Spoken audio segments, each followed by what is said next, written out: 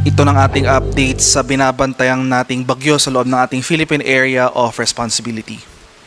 Kaninang alas 10 ng gabi huling namataan yung sentro ni Bagyong Ramil dito sa layong 175 kilometers kanluran ng Dagupan City sa may Pangasinan. So nasa West Philippine Sea na itong sentro ni Bagyong Ramil at patuloy itong gumagalaw west-northwestward sa bilis sa 10 kilometers per hour. Napanatili ang tropical storm category na may taglay na lakas ng hangin na malapit sa gitna na umaabot ng 65 kilometers per hour at pagbugso na umaabot ng 80 kilometers per hour.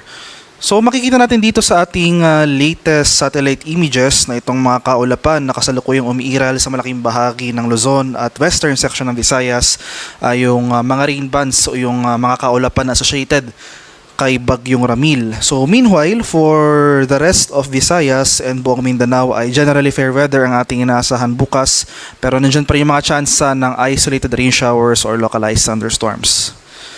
At ito naman yung ating latest track and intensity forecast para kay Bagyong Ramil as of 11 PM today.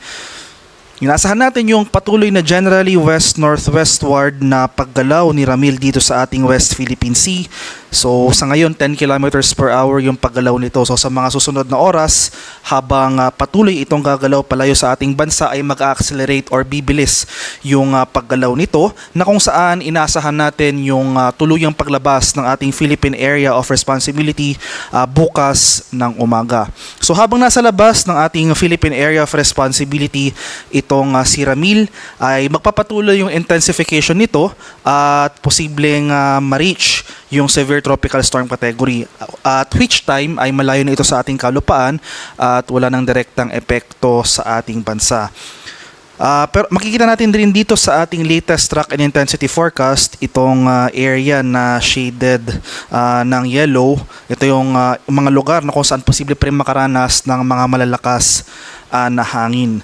So as of 11 PM kahit nasa labas na ng ating Philippine Area of Responsibility itong nasa labas na ng kalupaan itong si Bagyong Ramil. So nasa loob pa po ito ng ating Philippine Area of Responsibility. Makakaranas pa rin tayo ng mga pagbugso ng hangin over some areas of Luzon. So signal number 1 ang nakataas dito sa area ng Cagayan, kabilang ang Babuyan Islands, dito sa area ng Isabela, Quirino, Nueva Vizcaya, Apayao, Abra, Ifugao, Mountain Province, Kalinga, Benguet, Ilocos Norte, Ilocos Sur, La Union, Pangasinan, Zambales, Bataan, Tarlac, Pampanga, Bulacan, sa area ng Nueva Ecija, Aurora, dito sa Metro Manila, Cavite, Batangas, Rizal, Laguna, itong northern and western portions ng Quezon, kabilang ang Polillo Islands, itong northern and central portions ng Occidental Mindoro, kabilang ang Lubang Islands, at itong northern portion ng Oriental Mindoro. Kaya sa mga nabanggit ko pong lugar, kahit na nasa karagatan na o nasa West Philippine Sea na itong si Bagyong Ramil, dahil may kalawakan yung radius ng mga malalakas na hangin na ito, na dulot nito ay makakaranas pa rin po tayo ng mga pagbugso ng hangin over these areas. Kaya maghanda pa rin tayo sa mga hazards na associated sa mga strong winds na dulot ni Bagyong Ramil.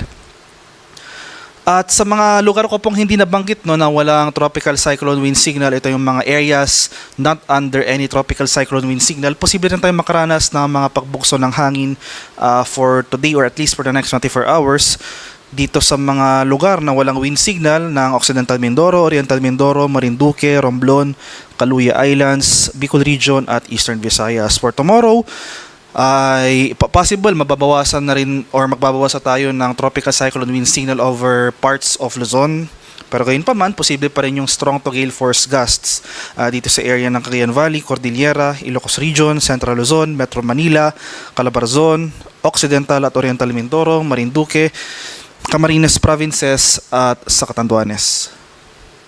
At in terms naman of heavy rainfall, yung mga malalakas na pag-ulan na dulot ni Bagyong Ramil ay unti-unti na mababawasan yung mga pag-ulan na ating mararanasan. So makikita natin dito sa ating image na situated mostly western section na lamang ng Luzon, yung mga pag-ulan na dulot ng bagyo. So ito yung ating latest advisory or latest weather advisory issued as of 11 p.m. today.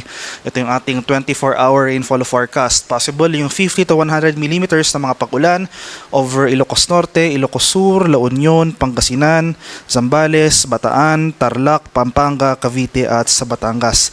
So sa mga susunod na oras ay, or at least compared sa mga nakarang araw, ay mababawasan na yung mga pag-ulan dito sa nalalabing bahagi ng Luzon as well as sa Visayas, pero at least for the next 24 hours, posible pa tayo makaranas ng heavy rainfall sa mga lugar na ito. Kaya patuloy po tayong maging handa at alerto sa mga banta ng flooding at landslides, lalong-lalo na kung tuloy-tuloy ang pag-ulan na ating mararanasan. So kahit na yung mga lugar na walang or hindi kasama dito sa weather advisory since sa mga nakarang araw ay nakaranas tayo ng significant na pag-ulan.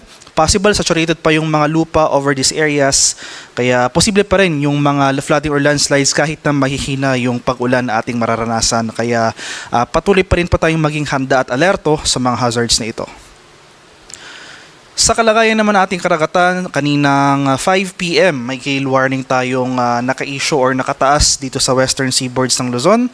So may gale warning dito sa Ilocos Norte, La Union, Pangasinan, Zambales, western coast ng Bataan, western coast ng Batangas at itong northern coast ng Occidental Mindoro, kabilang ang Lubang Islands. Kaya sa ating mga kababayang mangingisda at may mga maliliit na sasakyang pandagat over these areas, huwag po muna tayong pamalaot dahil makaranas pa rin tayo ng maalong karagatan na dulot ng Bagyong Ramil. At sa atin namang storm surge warning na issued kaninang alas 8 ng gabi, may inasan pa rin natin yung mga storm surge na posibleng umabot ng 1 hanggang sa 2 metro dito sa mga low-lying areas o yung mga exposed coastal communities ng Ilocos Sur, La Union, Pangasinan, Zambales at sa Bataan. Kaya over these areas, kahit napapalayo na itong si Bagyong Ramil, maghanda pa rin po tayo sa banta ng storm surge o yung daluyong ng bagyo. Ito yung pagpasok o yung paghampas ng tubig dagat o yung mga alon na dulot ng bagyo.